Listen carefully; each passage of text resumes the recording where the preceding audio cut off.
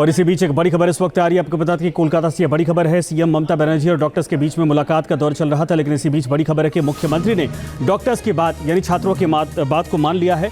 और यह बड़ी खबर इस वक्त आ रही है, कई बातों को सुना गया, उसके बाद ये बड़ी खबर है कि बातों को सुनने के बाद कई बातें मानी गई।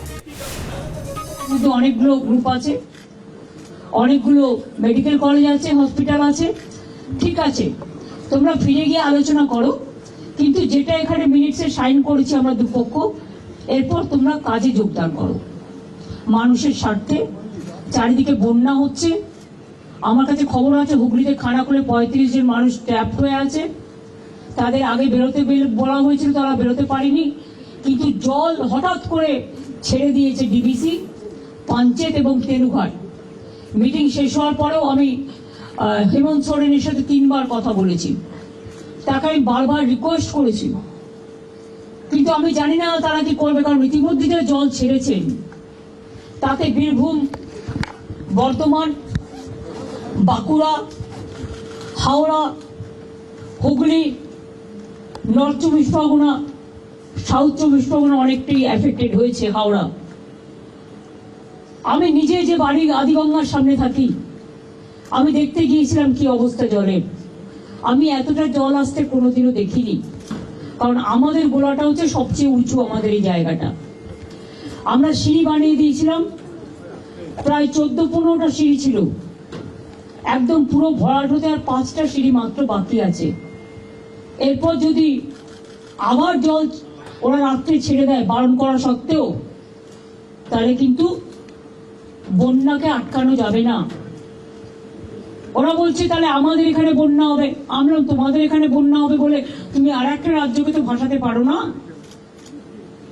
আমাদের না জানিয়েই সকালে প্রায় 80-90 হাজার কিউসেক ওয়াটার ছেড়ে দিয়েছে, ফলে একেতে 3-4 দিন কন্টিনিউয়াস বৃষ্টি।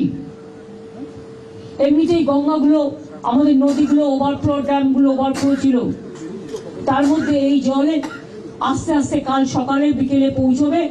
আমি সবাইকে বলবো সতর্কতা অবলম্বন করে দূরে দূরে রিলিফ সেন্টারে প্লিজ দয়া করে যান, এবং আপনাদের থ্রুতে বিডিও থেকে শুরু করে আইসি থেকে শুরু করে DM, SP, additional DM, additional SP, SDO যারাই আছেন সবাইকে বলবো যে ইমিডিয়েট দেখে নাও, কারণ কালকে কিন্তু অনেক জল ঢুকবে। এই জলের উপর যদি আবার জল আসে, আমার এমনিতেই চিন্তা আছে 35 জনকে কি করে উদ্ধার করব আমরা। আর এখন রাত হয়ে গেছে, জলের কারেন্ট এতটাই, কেউ যে উদ্ধার করতে যাবে তার উপায় নেই, কারণ যে উদ্ধার করতে যাবে সে বোটও তলিয়ে চলে যাবে, এমন অবস্থা।